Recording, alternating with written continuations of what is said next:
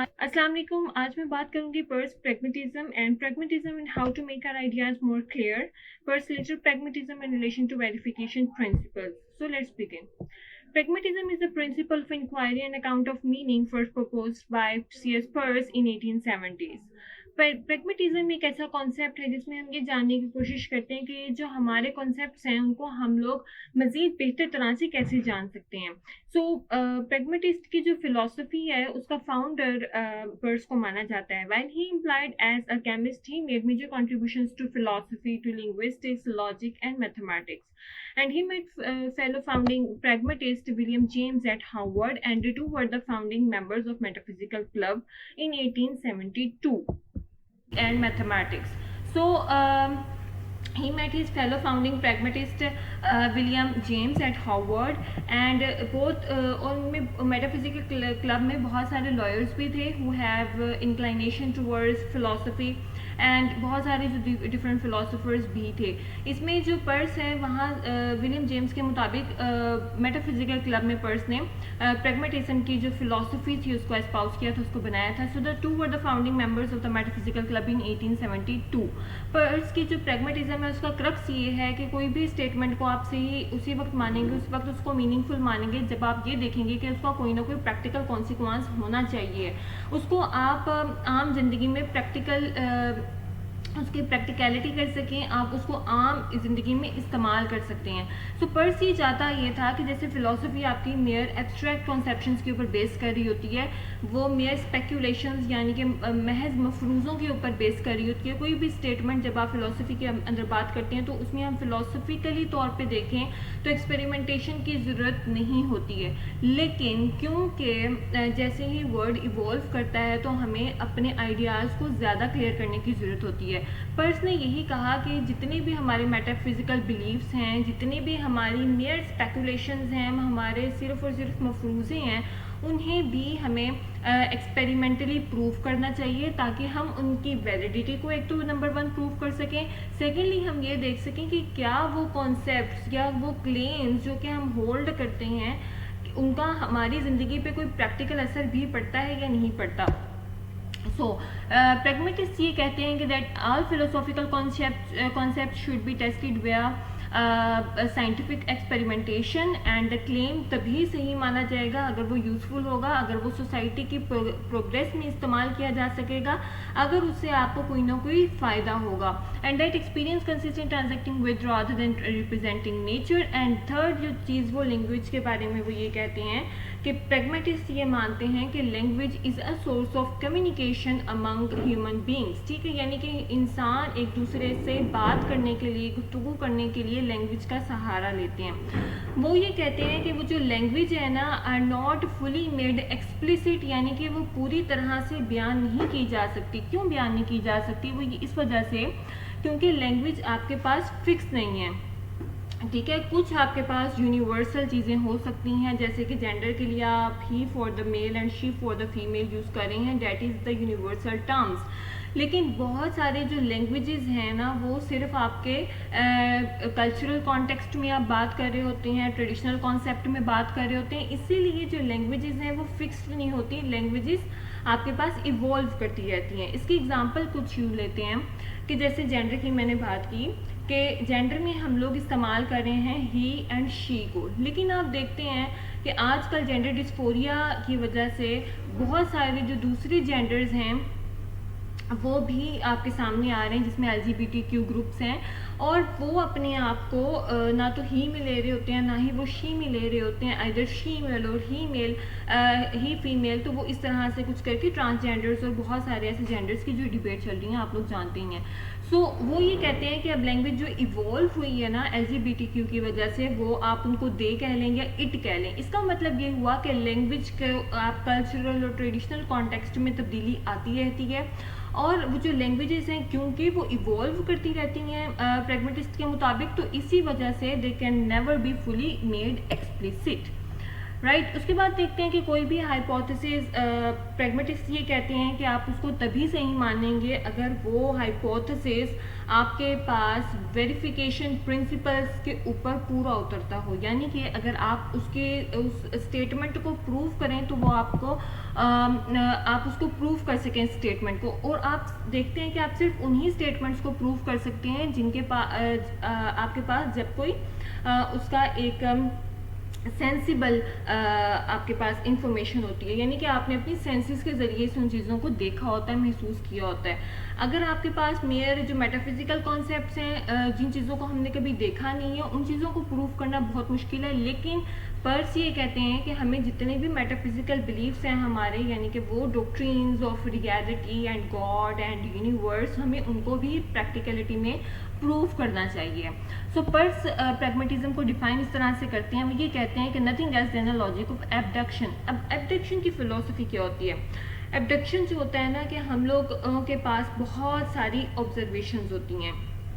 अब उन ऑब्जर्वेशंस को अगर हम सिंगुलरली समझें ना, तो हम नॉलेज गेन नहीं कर सकते, ठीक है, क्योंकि हम किस तरह एक चीज़ों को सेपरेट कॉन्टेक्स्ट में रख के सीखेंगे, जानेंगे।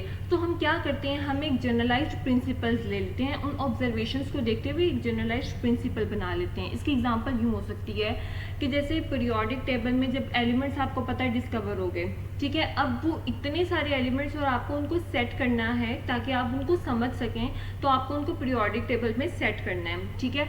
अब क्योंकि हमारे पास बहुत सारे एलिमेंट्स हैं, बहुत सारी ऑब्जर्वेशंस हैं, तो मेंडलीव ने क्या किया, उन्होंने पीरियोडिक टेबल को, उन्होंने कहा कि मैं इन एलिमेंट्स को एक पीरियोडिक टेबल में सेट करता हूँ उनके एटॉमिक वेट के हवाले से, ठीक है। तो उन्होंने एक जनरलाइज्ड प्रिंसिपल बना लिया उन इतने सारे एलिमेंट्स को देखते हुए कि उनको हम किस तरह से समझ सकते हैं एटॉमिक वेट के हवाले से, ताकि उनको समझने में आसानी हो। तो एबडक्शन का नॉलेज यही होता है कि हम एक जनरलाइज्ड प्रिंसिपल बना लेते हैं, एक हम ये कहते हैं कि एक प्लॉजिबल एक्सप्लेनेशन हम बना लेते हैं फॉर द ऑब्जर्वेशंस, ठीक है। या हम ये कह सकते हैं कि एबडक्शन हमारे पास क्या होती है, मेकिंग एजुकेटेड गेसेस बना लेना या फिर हाइपोथेसिस वगैरह बना लेना, राइट। सो ऑब्जेक्टिव मेथड अगर हम बेसिकली इसकी फिलोसॉफिकल डिफाइन करें तो वो ये होगी कि pragmatism as a logic of abduction Peirce highlights as the most important of empirical evidence experimentation करनी है adaptation in pursuit of knowledge, यानी कि सबसे पहले आपके पास कोई ना कोई एम्पेरिकल एविडेंस होगा उस चीज़ के बारे में, एलिमेंट्स को आपने डिस्कवर किया, उसके ऊपर आपने एक्सपेरिमेंटेशंस किया एंड देन आपने उसके नॉलेज अडॉप्ट कर लिया, ठीक है।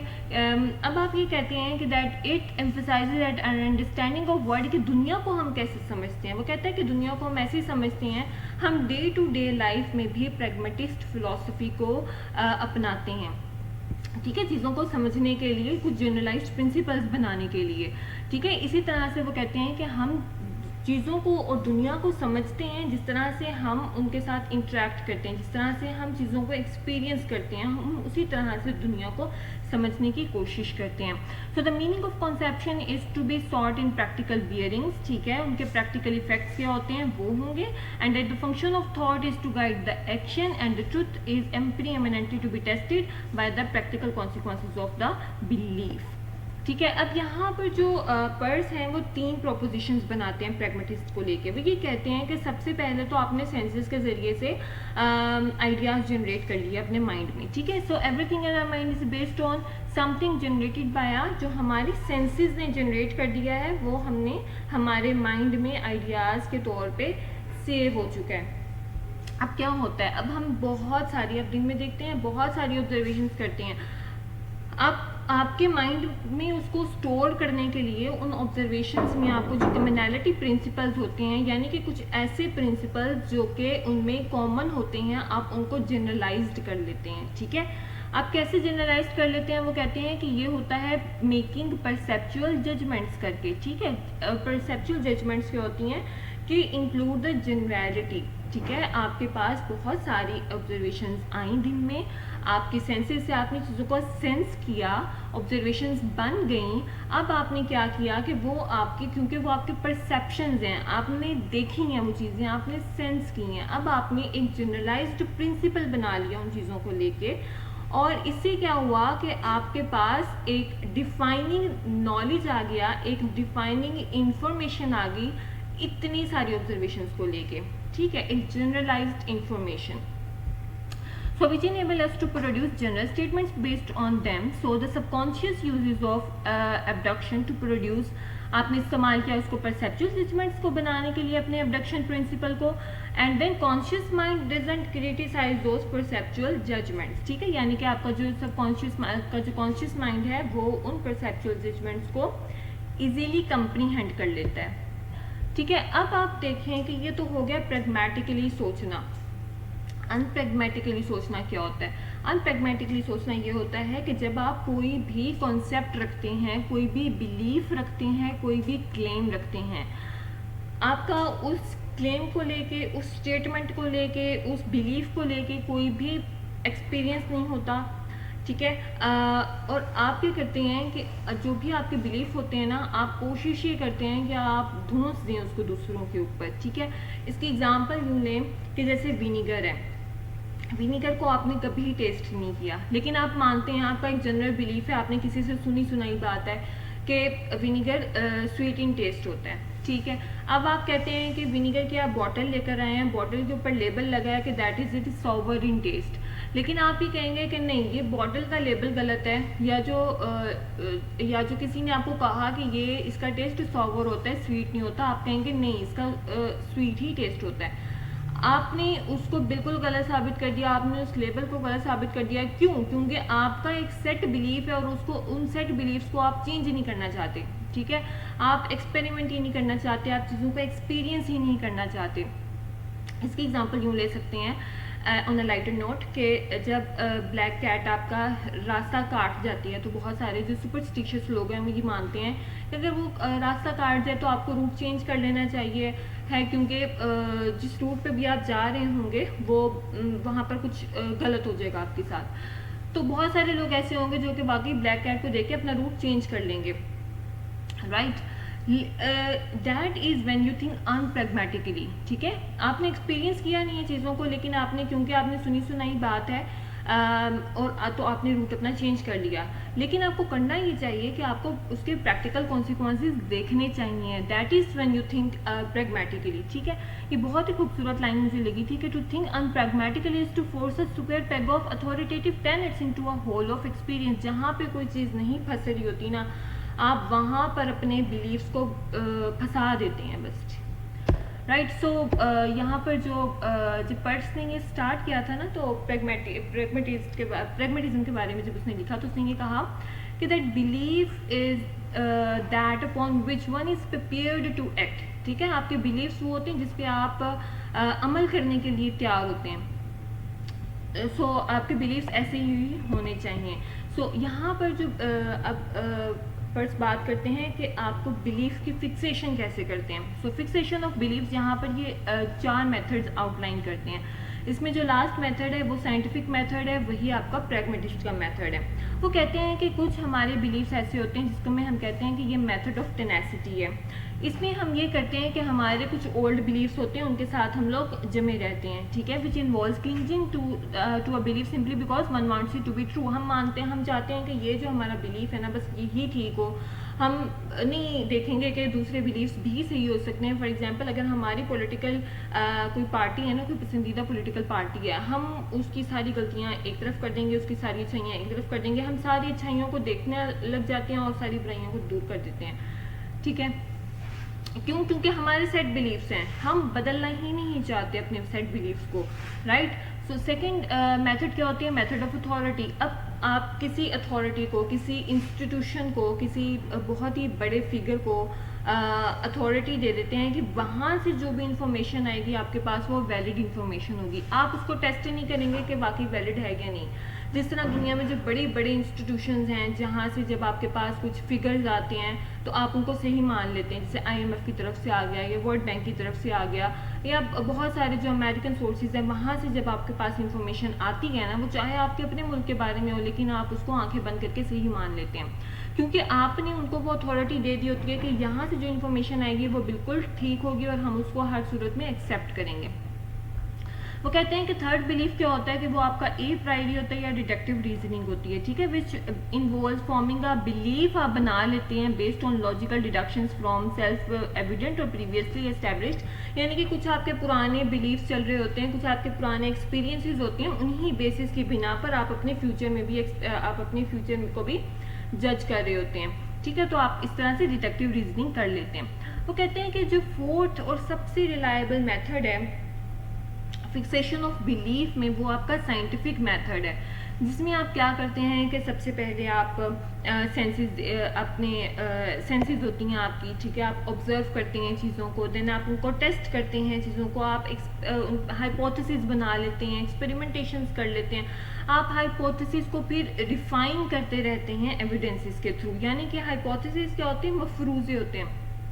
बेसिकली जो आपके मफरूज़े होते हैं, जो आपके थीसिस होते हैं ना, वो गलत साबित हो सकते हैं अगर आपके पास कोई भी ऐसा एविडेंस आ जाता है। अब प्रैग्मेटिस्ट क्या कहते हैं, वो ये कहते हैं कि जब आपने हाइपोथेसिस बना लिए हैं ना, तो आप उसी को ही सच मत मानी जाएं। आप ये मत कहें कि यही अब मेरा पक्का बिलीफ हो गया है, आप उसको भी टेस्ट कर सकते हैं। अगर आपके पास उसके खिलाफ कोई एविडेंसेस आ रहे हैं तो आप उन एविडेंसेस को सही माने, ना कि आप लोग उसी बात पर अटक जाएं कि नहीं हमने ये हाइपोथेसिस सेट कर लिया था, ये हाइपोथेसिस ही अब सही माना जाएगा। ठीक है, to think scientifically is to test the validity of every statement, the validity of every claim, the validity of every hypothesis। ठीक है, और pragmatism philosophy में हम basically scientifically सोचते हैं। ठीक है, नेक्स्ट चलते हैं कि पर्स ये कहता है कि how to make our ideas clear. यहाँ पर वो 3 ग्रेड ऑफ क्लैरिटी बताता है। वो कहता है फर्स्ट ग्रेड ऑफ क्लैरिटी ये है कि आपके पास एवरीडे एक्सपीरियंस हो उस चीज़ का,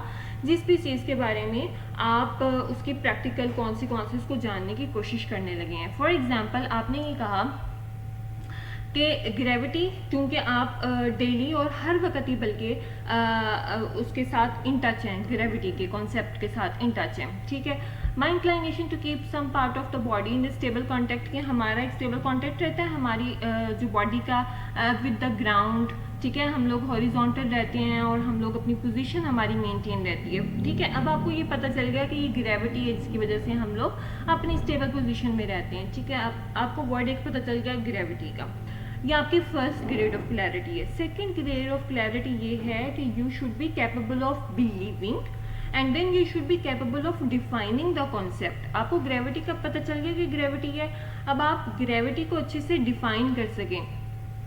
ठीक है, so my ability to provide a definition of gravity.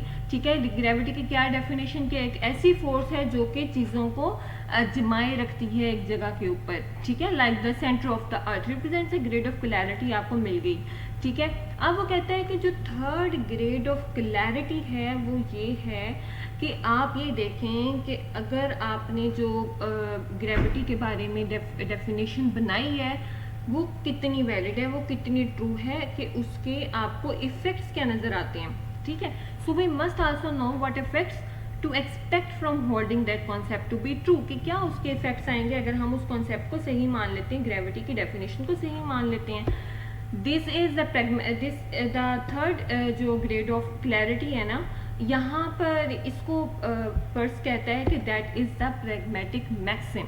ठीक है, क्या है प्रैग्मेटिक मैक्सिम की वो डेफिनेशन ऐसे करता है कुछ, वो कहता है कि consider what effects that might conceivably have practical bearings we conceive of object of our conceptions to have. कोई भी ऑब्जेक्ट के बारे में हमारे कुछ कॉन्सेप्ट्स हैं, ठीक है, वो कॉन्सेप्ट्स हमारे फुली हम लोग उसको ग्रैस्प कर सकते हैं तब जब हमें पता चल जाएगा कि उन कॉन्सेप्ट्स को होल्ड करने का, उन कॉन्सेप्ट्स को सही मानने का हमारे ऊपर क्या प्रैक्टिकल उसके कॉन्सिक्वेंसेस क्या हो सकते हैं, उसके प्रैक्टिकल इफेक्ट्स क्या हो सकते हैं हमारी एवरीडे लाइफ में। So our conception of those effects is the whole of our conception of the objects, right. अच्छा, ये हो गया था कि हमारा how to make our ideas more clear. तो 3 तरह के तरीके थे, first grade of clarity, second and third grade of clarity. Third of grade of clarity जिसमें आपको पता चल जाएगा कि प्रैक्टिकल कॉन्सिक्वेंसेस क्या होंगे अगर आप किसी भी स्टेटमेंट को सही मानते हैं। ठीक है, अब पर्पस क्या होता है मैक्सिम का? पर्पस वो कहता है ये है कि the main use for pragmatic maxim is as account of meaning, quite simply this enables us to clearly identify useful, कि आपको पता चल जाएगा कि यूजफुल और मीनिंगफुल सेंटेंसेस कौन से हैं। For instance if we do not conceive the object of our conception, कि अगर आपको पता है कि नहीं ये जो आपने कोई भी ऑब्जेक्ट ऑफ आपका कॉन्सेप्ट है ना, कोई भी आपका कॉन्सेप्ट है, कोई भी आपका क्लेम है, कोई भी आपका बिलीफ है, आपके हाइपोथेसिस हैं, अगर उसका कोई प्रैक्टिकल इफेक्ट नहीं है आपकी ज़िंदगी के ऊपर तो इसका मतलब ये है कि it clearly doesn't have any meaning. ठीक है, वो क्या है, वो मीनिंगलेस स्टेटमेंट है, वो उसको आप ख़त्म कर दें स्टेटमेंट को। वो कहते हैं कि पहला यूज़ क्या है प्रैग्मेटिक मैक्सिम का, वो ये है कि is the role it plays in Peirce account of inquiry and employing notions of truth and reality. अब वो गोल ऑफ इंक्वायरी क्या होता है? गोल ऑफ इंक्वायरी ये होता है कि आपको एक एक्सप्लेनेशन मिल जाए, आपको एक हाइपोथेसिस मिल जाए जिसको आप टेस्ट कर सकते हैं, जिससे आपको प्रैक्टिकल कॉन्सिक्वेंसेस मिल सकते हैं, जिससे आपको फ्रूटफुल कॉन्सिक्वेंसेस मिल सकते हैं। ठीक है, so the goal of inquiry is to find explanations और hypothesis that can be tested and lead to fruitful consequences. ठीक है, so the only way we are able to see which of the two concept, जिसमें से दो concept में से कौन सा जिसका ग्रेटर इम्पैक्ट होगा, जिसको आप इस्तेमाल कर सकते हैं, वो हमें पता चल जाएगा। ठीक है, यानी कि आपके पास दो स्टेटमेंट्स हैं और दोनों स्टेटमेंट्स में से आप ये जज कर सकते हैं कि किसकी बेटर कॉन्सिक्वेंसेस आएंगे। ठीक है, किसका बेटर इफेक्ट होगा आपकी ज़िंदगी के ऊपर, तो आप कहेंगे कि वो वाला मीनिंगफुल सेंटेंस है, ये मीनिंगफुल स्टेटमेंट है, मीनिंगफुल क्लेम है।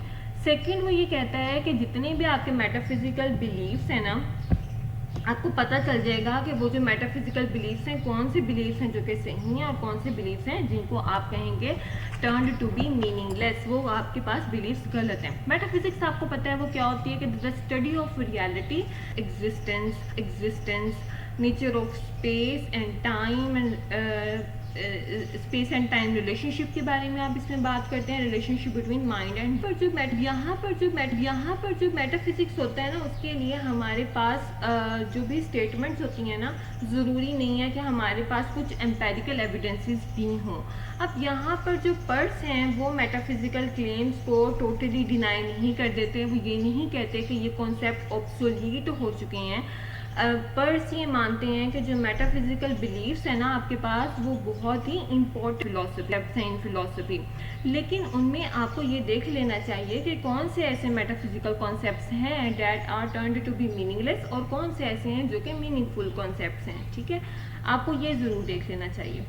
पर्स का जो लेटर प्रैग्मेटिज्म में जो चेंज आया उसकी, वो उसकी इंडिकेटिव और सब्जेक्टिव स्पीच में आया, कंडीशनल्स में आया। जब पर्स ने ये स्टेटमेंट्स अपनी प्रैग्मेटिज्म की दी 1870s में, तो 20 साल तक उसने इसके ऊपर कोई काम नहीं किया। विलियम जेम्स आया और उसने नोट्स बनाए और उसने ये कहा कि जो प्रैग्मेटिज्म फिलॉसफी है वो पर्स ने दी थी जब हम मेटाफिजिकल क्लब में सब साथ में बैठे हुए थे और गपशप कर रहे थे, तो वहाँ पर उसने ये कहा कि जेम्स ने जो पर्स है उसने प्रैग्मेटिज्म की फिलॉसफी दी। अब पर्स ने कभी भी प्रैग्मेटिज्म का वर्ड हिमसेल्फ यूज़ नहीं किया था। अब पर्स को चढ़ गया गुस्सा, उसने कहा कि नहीं, जो मेरे कॉन्सेप्ट्स हैं और जो विलियम जेम्स के कॉन्सेप्ट्स हैं ना, वो बहुत डिफरेंट हैं। ठीक है, इसलिए जो मेरी फ़िलॉसफी है वो प्रैग्मेटिज्म की फ़िलॉसफी नहीं है, बल्कि वो प्रैग्मेटिसिज्म की फ़िलॉसफी है। ठीक है, पर्स ने ये कहा कि फॉर एग्जांपल के पहले पर्स ये कहता था इंडिकेटिव स्पीच में कि डायमंड आपके पास हार्ड है। ठीक है, पहले वो स्टेटमेंट दे देता था और उसके बाद वो उसको टेस्ट करता था, वो इंडिकेटिव स्पीच है।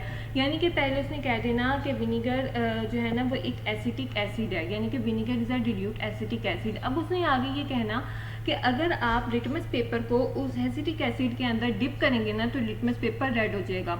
यानी कि आपको ये पहले से पता है कि वो एसिटिक एसिड है और क्या होगा ये आपको अंदाज़ा है। ये इसका जो अर्लियर कॉन्सेप्ट था प्रैग्मेटिज्म का, ये वो था। ठीक है, जिसको वो ये कहता है कि ये इसकी एक इंडिकेटिव स्पीच थी, लेकिन कंडीशनल थे। लेकिन इसके बाद उसने क्या कहा कि अगर आपने ये पहले ये बात कह दी कि डायमंड वाज हार्ड, लेकिन आप उसको टेस्ट ही नहीं कर पाए, इसका मतलब ये है कि आपने थोड़ी सी झोल छोड़ दिया उसके अंदर, और डायमंड अगर डिस्ट्रॉयड हो गया तो वो आप नहीं टेस्ट कर सकते कि वो हार्ड था या सॉफ्ट था। पहले जो क्लेम था ना, अब यहाँ पर उसने थोड़ा सा क्लेम को चेंज किया। उसने ये कहा कि वो नहीं जानता कि डिस्ट्रॉयड डायमंड हार्ड था या सॉफ्ट था। किस तरह से? उसने ये कहा कि Peirce take subjective conditionals rather than indicative conditionals to form the list of conditional propositions that constitute the meaning of our concepts. अब यहाँ पर ये मैंने बता दिया आपको कि इंडिकेटिव कंडीशनल्स क्या थे। सब्जेक्टिव में उसने ये कहा कि सबसे पहले उसने कहा कि हमें एक्सपेरिमेंट करना चाहिए। अच्छा, दोनों में जो कॉमनैलिटी है वो यही है कि एक्सपेरिमेंटेशन आपको दोनों में ही करना है, लेकिन पहले में उसने एक इंडिकेटिव कंडीशनल इस्तेमाल किया और सेकंड में उसने सब्जेक्टिव कंडीशनल को इस्तेमाल किया। उसने ये कहा कि we were to dip litmus paper into it and then that paper would turn red. For propositions like vinegar is diluted acetic acid. So this is called the subjunctive आपकी formulations हैं, ठीक है। इसी तरह से डायमंड के बारे में है कि this diamond is hard, generating a list of subjective कि if we were to rub this diamond with most materials then it would be scratch, ठीक है। बहुत ज़्यादा फर्क नहीं है, सिर्फ स्टेटमेंट्स का फ़र्क है। अच्छा, उसके बाद हम देखें कि प्रैग्मेटिज्म एंड वेरिफिकेशन प्रिंसिपल्स में कैसे आता है कि अब देखें कि जो लॉजिकल पॉजिटिविस्ट थे वो भी यही मानते थे कि जो भी आपकी स्टेटमेंट जिनको आप एक्सपेरिमेंटेशन कर सकते हैं, जिनके ऊपर या फिर एक्सपीरियंशियल लर्निंग कर सकते हैं ना, वो आपके पास स्टेटमेंट्स मीनिंगफुल मानी जाएंगी। और प्रैग्मेटिस्ट वालों ने भी यही कहा कि वो सारी स्टेटमेंट्स जिनको आप एक्सपेरिमेंटली प्रूव कर सकते हैं वो सारी सही मानी जाएंगी। So it shares with the pragmatic maxim and experiential और practical criterion of meaning for both our proposition must have some observable effect होना चाहिए in the world to be meaningful and also of interest is that both purposefully use their criterion of meaning to identify meaningless statements. For both are hypotheses with no observable and practical consequences, जिसके नहीं होंगे वो meaningless statements कहलाएंगी। यहाँ पर जो verification या principal या जो लॉजिकल पॉजिटिविस्ट के लोग हैं वो ये कहते हैं कि जो मेटाफिजिकल बिलीफ्स हैं ना वो टोटली ऑब्सोलीट हो चुके हैं, वो बहुत ही ज़्यादा पुराने कॉन्सेप्ट्स हैं और वो हमें उसको आउटराइटली रिजेक्ट कर देना चाहिए, ठीक है। लेकिन जो प्रैग्मेटिस्ट फिलॉसफी है पर्ट्स की, वो ये कहती है कि हमें उन स्टेटमेंट्स की वैलिडिटी को भी प्रूव करना चाहिए है, ठीक है। ये थोड़ा सा इनमें फ़र्क है। Well, I hope you enjoyed the lecture. If you have any question regarding this, you can ask in the comment section. Till then, take care. Allah Hafiz.